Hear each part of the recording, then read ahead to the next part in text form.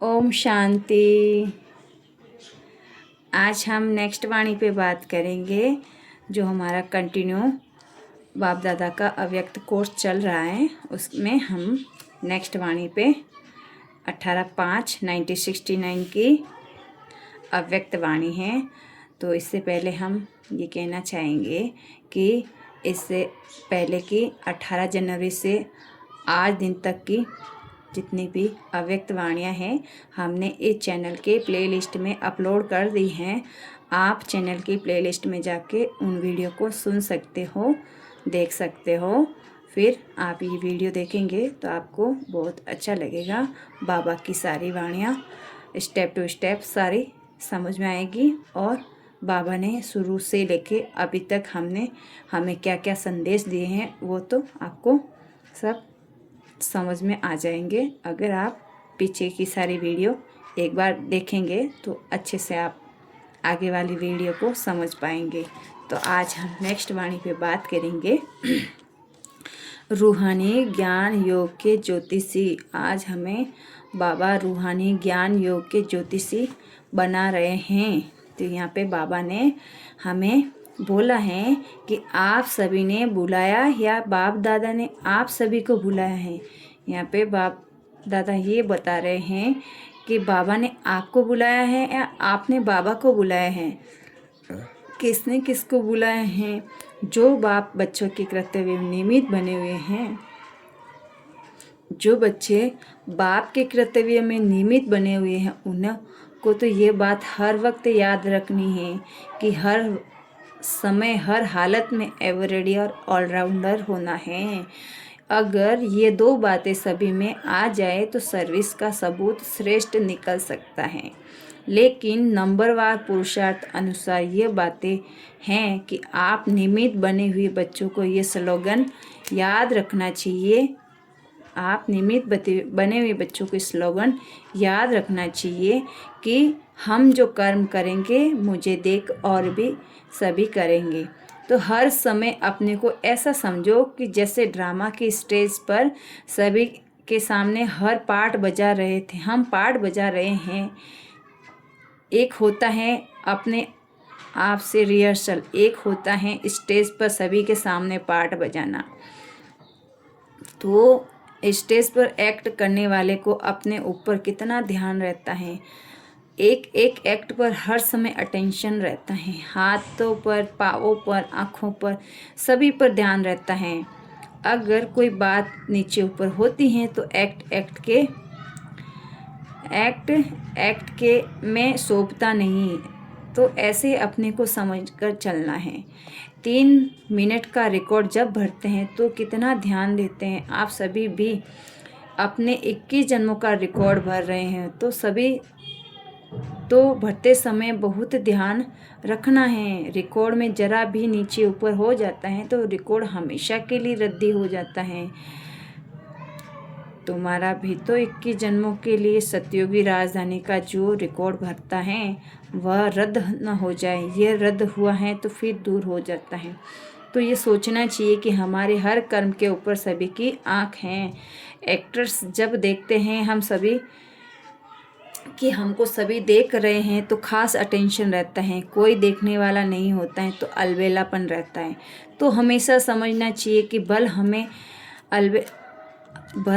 हम भले ही अकेले में कुछ करते तो भी सृष्टि के सामने सारी सृष्टि की आत्माएं चारों ओर हमें देख रही हैं। अगर एक एक फूल ऐसा संपूर्ण और सुंदर हो जाए तो इस बगीचे की खुशबू कितनी फैल जाती हैं, लेकिन क्या नहीं फैलती, इसका क्या कारण है? बाबा यहाँ पे ये बताना चाह रहे हैं कि क्यों नहीं फैलती हैं इस खुशबू के साथ साथ कहाँ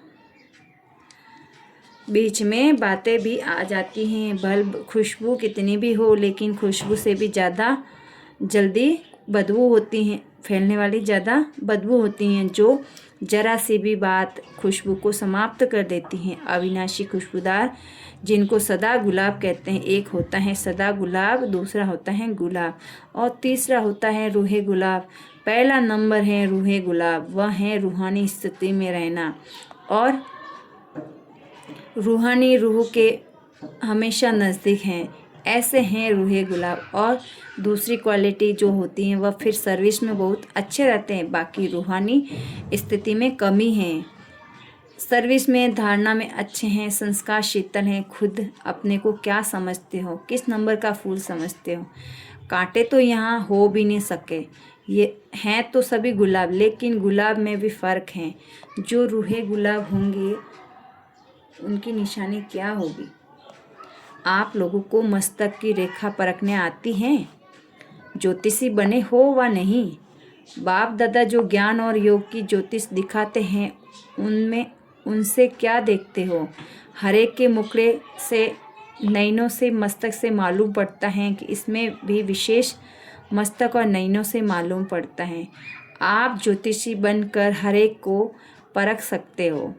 नयनों में और मस्तक में वह रेखाएं जरूर रहती हैं। किसको परखना है, ये भी ज्योतिष विद्या है। तो यह जो विद्या है परखने की, यह कईयों में कम है। ज्ञान और योग सीखते हैं, लेकिन ये परखने की ज्योतिष विद्या भी जाननी है। कोई भी व्यक्ति सामने आए तो आप लोगों को 1 सेकेंड में उनके 3 कालों को परख लेना चाहिए। एक तो पास्ट में उसकी लाइफ क्या थी, वर्तमान समय उसकी वृत्ति दृष्टि, और भविष्य में कहाँ तक ये प्रलब्ध बना सकते हैं, ये जानने की प्रैक्टिस होनी चाहिए। ये परखने की जो नॉलेज है वह बहुत कम है, यह कमी अभी भरनी चाहिए। वर्तमान समय आने वाला है, उसमें अगर ये गुण नहीं होगा तो कमी होगी, तो धोखे में आ जाएंगे। कई ऐसी आत्माएं आपके सामने आएगी जो अंदर एक और बाहर से दूसरी होगी। परीक्षा के लिए आएगी, क्योंकि कई समझते हैं कि यह सिर्फ रटे हुए हैं, तो कई रंग रूप में, आर्टिफिशियल रूप में भी परखने आएंगे, भिन्न भिन्न रूप से। इसीलिए यह ध्यान रखना चाहिए कि यह किस लिए आया है, उनकी वृत्ति क्या है, और अशुद्ध आत्माओं की भी बड़ी संभाल रखनी है। ऐसे ऐसे केस भी बहुत होंगे। दिन प्रतिदिन पाप आत्माएं तो बहुत होते हैं। आपदाएं, अकाले मृत्यु, पाप कर्म बढ़ते जाते हैं, तो उन्हों की वासनाएं जो रह जाती हैं वह फिर अशुद्ध आत्माओं के रूप में भटकती हैं। इसीलिए यह बहुत बड़ी संभाल रखनी है। कोई में अशुद्ध आत्मा की प्रविष्टता होती हैं तो उनको भगाने के लिए एक तो धूप जलाते हैं और आग में चीज को तपाकर लगाते हैं और लाल मिर्च भी खिलाते हैं। तो आप सभी को फिर योग अग्नि से काम लेना है। हर एक कर्मेंद्रियों को योगा अग्नि में तपाना है, फिर कोई वार नहीं कर सके। थोड़ा कहाँ भी ढीलापन हुआ, कोई भी कर्मेंद्रिय ढीली हुई, तो फिर प्रवेशता हो सकती हैं। वह अशुद्ध आत्माएं भी बड़ी पावरफुल होती हैं, वह माया की पावरफुल कम न होती हैं। यह बहुत ध्यान रखना है। और कोई प्राकृतिक आपदाएं भी अपना कर्तव्य करेगी, उनका सामना करने के लिए अपने में ईश्वरीय शक्ति धारण करनी है। उस समय स्नेह नहीं रखना है, उस समय शक्ति रूप की आवश्यकता है। किस समय स्नेह मूर्त और किस समय शक्ति रूप बनना है, ये भी सोचना है। इन बातों में शक्ति रूप की आवश्यकता है। अगर ऐसा कोई आया और उनको ज़्यादा स्नेह दिखाए तो कहाँ नुकसान भी हो सकता है। स्नेह और देवी परिवार से करना है, स्नेह बाप दादा और देवी परिवार से करना है, बाकी सभी से शक्ति रूप से सामना करना है। कई गफलत करते हैं जो उन्हें के स्नेह में आ जाते हैं, वह स्नेह वृद्धि होकर कमज़ोर कर देता है। इसीलिए अब शक्ति रूप की आवश्यकता है। अंतिम नारा भी भारत माता शक्ति अवतार का गायन है। गोपी माता थोड़ी कहते हैं, अब शक्ति रूप का पाठ है। गोपिकाओं का रूप साकार में था, अब अव्यक्ति रूप से शक्ति का पाठ है। हर एक जब अपने शक्ति रूप में स्थित होंगे तो इतने सभी की शक्ति मिलाकर कमाल कर दिखाएगी। यादगार रूप में अंतिम चित्र कौन सा दिखाया हुआ है? पहाड़ को अंगुली देने का यादगार। अंगुली यह शक्ति की देनी है। इससे ही तो कलयुगी रूपी पहाड़ खत्म होगा। इससे हर एक की अंगुली की दरकार है। अभी वह अंगुली पूरी रीति नहीं दी है। उठाते जरूर है, परंतु कोई भी कभी सीधी तो कभी कोई टेढ़ी हो जाती है। जब पूरी अंगुली होगी तब प्रभाव निकलेगा।